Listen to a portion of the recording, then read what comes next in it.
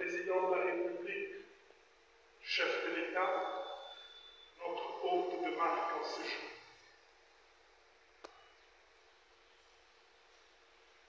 Excellences, Monsieur le Président de la République, avec nos hommages les plus déférents, ma qualité d'archevêque métropolitain de Kanana, et à ce titre, président de l'Assemblée épiscopale provinciale de Kanana, dont la juridiction s'étend à tout l'espace du Grand Kasaï, me vaut l'honneur de m'adresser à vous en ce jour de Noël 2024. C'est pour vous souhaiter une chaleureuse et cordiale bienvenue à Kanana, chef-lieu de la province du Kasaï central. C'est aussi pour vous assurer de nos prières en votre faveur, pour vous remercier et vous présenter certains besoins de cette population. Excellences, Monsieur le Président de la République, en vous souhaitant la bienvenue à Kanana, où vous êtes très aimés, comme vous avez pu le constater hier, je vous dis en même temps que nous nous sentons tous vraiment honorés que vous soyez venus prier avec nous en cette beau cathédrale Saint-Clément. Merci d'être un chef proche de votre peuple. Merci d'être un chef qui connaît et qui craint Dieu. Merci pour l'exemple de votre piété.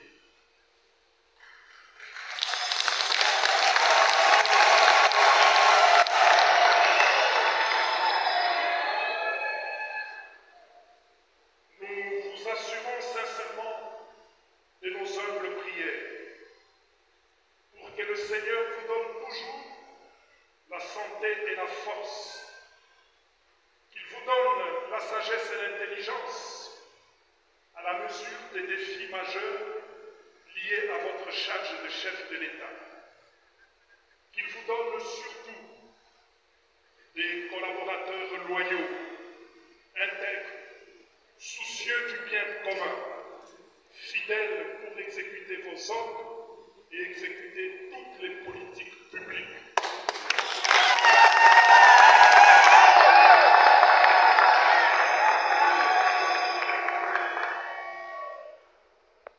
Que le Seigneur vous donne des collaborateurs qui vous aident à faire avancer notre pays vers des lendemains meilleurs, qu'ils soutiennent tous vos efforts et les couronnent de succès, surtout vos efforts en vue de ramener la paix et de restaurer la souveraineté de l'État à l'Est et sur tout le territoire national.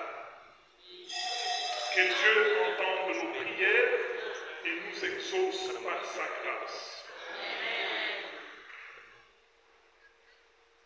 Excellences, Messieurs le Président de la République et chef de l'État,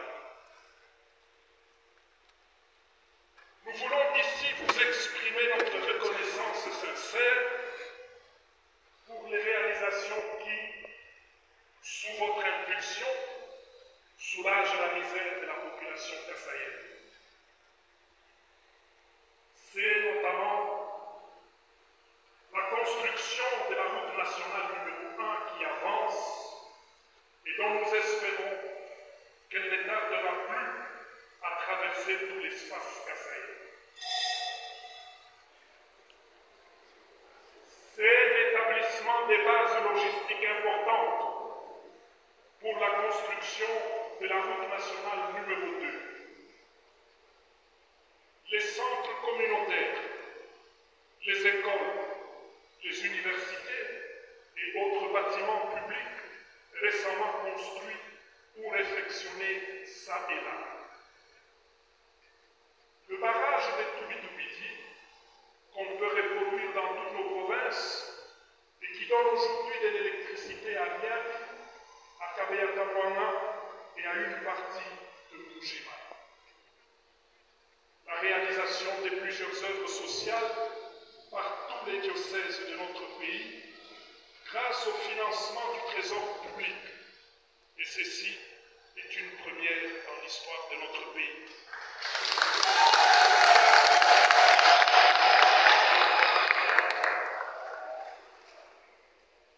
C'est, nous devons le mentionner, la signature des accords spécifiques et de leurs mesures d'application à la suite de l'accord cadre antérieurement signé, et j'en passe.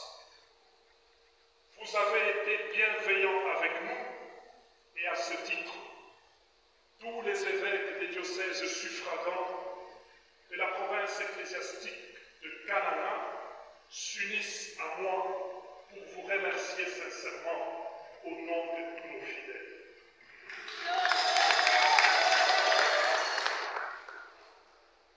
Excellence, Monsieur le Président de la République et chef de l'État, je me serais limité ici, mais alors je faillirais à ma mission et le peuple pourrait m'en vouloir si je ne vous exprime pas ses besoins les plus importants et les plus urgents. Ce peuple espère en effet que je sois son porte-parole auprès de vous, franchement et loin de toute politique, simplement pour son bien, tel qu'il en ressent le besoin. Les besoins de ce peuple sont nombreux, mais il y en a trois qui nécessitent votre attention particulière pour une intervention urgente. Je cite les routes, l'électricité et les rafales.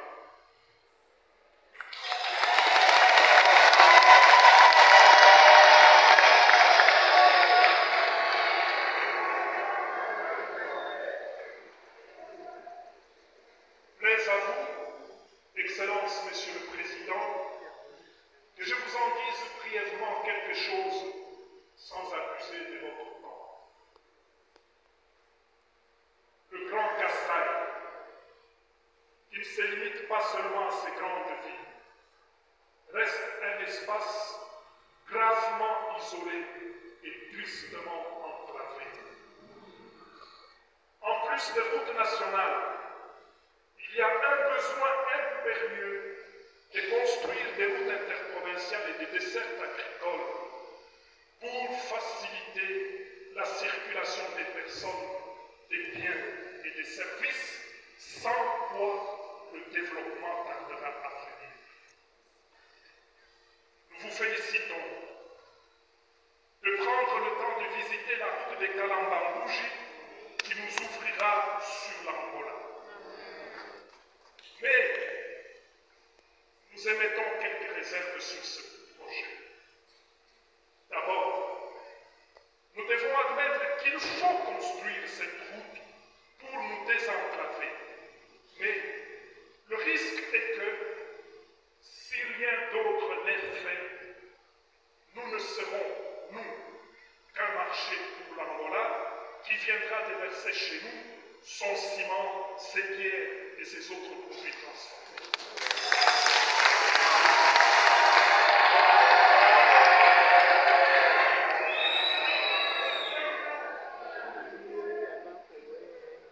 Que pourrons-nous amener en Angola si ici chez nous, nous ne transformons rien, nous ne conservons rien non plus, faute d'énergie électrique? Le développement doit être pensé à partir de notre point de vue. Nous ne sommes pas donc contre la construction de cette route. Nous voulons dire qu'en plus des routes, le peuple a énormément besoin d'énergie électrique pour transformer et conserver ce qu'il produit à l'état naturel.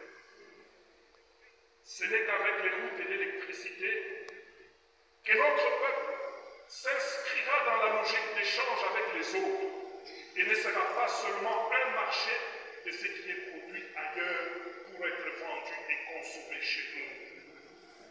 Sans énergie électrique, le Kasaï sera loin de toute industrialisation et ses fils s'en iront ailleurs, ou d'ailleurs, on ne veut plus d'eux.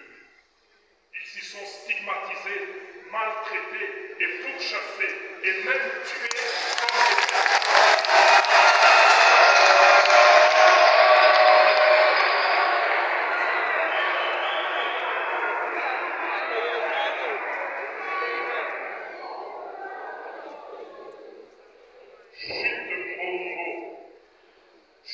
comme des le peuple veut avoir de l'électricité et n'arrive pas à s'expliquer ce qui se passe. Quand il entend dire que le matériel pour tel barrage serait arrivé à telle gare et aurait moisi là-bas, le peuple ne comprend pas.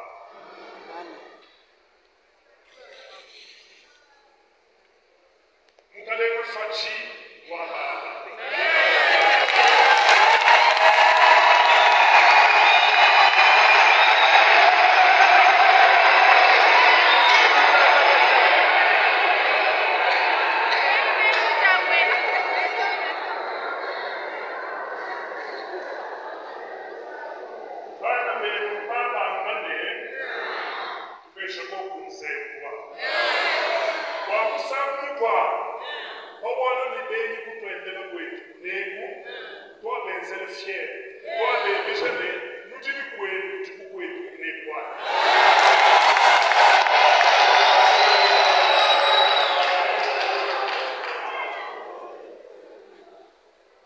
De fait, si aujourd'hui, tout l'espace du Grand Kassai n'a ni cimenterie, alors que d'autres espaces en ont deux, si l'espace Grand Kassai aujourd'hui n'a aucune industrie, même pas qu'une brasserie,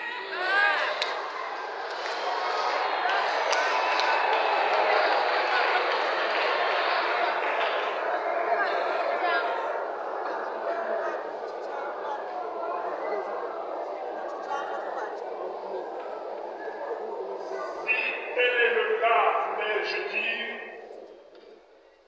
ce n'est pas parce que les Kassaïens ne sont pas forts, ce n'est pas parce que les Kassaïens ne sont pas intelligents, ce n'est pas non plus parce que la terre du Kassai n'est pas fertile et n'a pas de richesse, c'est parce que nous manquons d'électricité.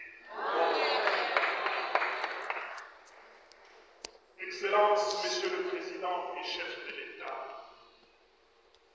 la multiplicité et l'ampleur des ravins dans toutes les provinces du Grand Kassai sont telles que la solution à ce problème dépasse les capacités des habitants et demande une intervention résolue du pouvoir public.